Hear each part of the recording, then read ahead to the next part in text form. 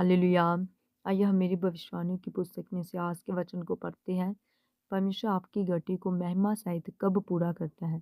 फिलिप्पियों 4:19 में लिखा है, मेरा परमेश्वर भी अपने उस धन के अनुसार जो महिमा सहित मसीह यीशु में है तुम्हारी हर एक घटी को पूरा करेगा।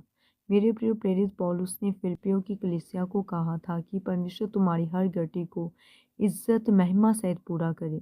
ये वह कलीसिया थी जो मिशनरी कामों में पौलुस के साथ सदैव खड़ी रहती थी। यानी वे लोग जो दुखों में भी सुसमाचार फैलाने में, रूहों को जीतने में, कलीसियाएं स्थापित करने में पौलुस के साथ खड़े थे, जिनमें सिलास पौलुस के साथ जेल में भी था और बरनबास ने अंताकिया की कलीसिया स्थापित करने में पौलुस की सहायता की थी।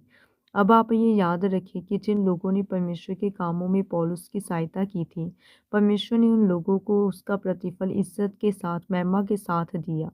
परमेश्वर ने उन लोगों को बीमार नहीं रहने दिया और ना उनके जीवन में किसी भी तरह की गति होने दी।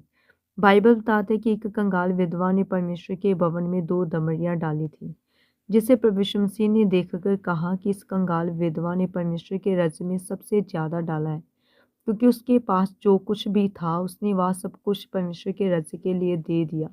उसने अपने खाने पीने की, अपने जीवन और परिवार की कुछ भी परवाह नहीं की।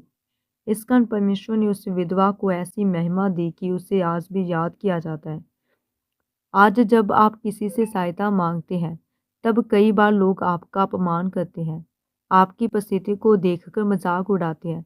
लेकिन परमेश्वर कहता है कि जब तुम अपने आप को मुझे दे दोगे, यानी जब तुम अपने जीवन के दुखों में, गटी में मेरे राज्य के लिए बोओगे, सेवा करोगे, तो मैं तुम्हारी हर गटी महिमा सहित बदल दूंगा, आशीषों का अधिकारी बना दूंगा और तुम्हें एक महिमा में जीवन दूंगा।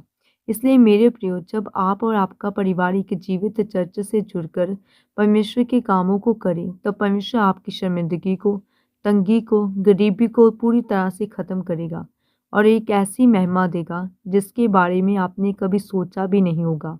आमीन। आइए हम मिलकर विश्वास का अंगीकार करते हैं। हे परमेश्वर, मैं आपका इस उपदेश के लिए धन्यवाद करती हूँ। परमेश्वर, मैं विश्वास करती हूँ कि जब मैं आपके कामों के लिए बीजों को बोऊंगी, तो आप मेरी हर एक गति को मेरे जीवन से दूर करोगे और मुझे एक महिमामय जीवन दोगे। आपकी दया मुझ पर हो। आमीन।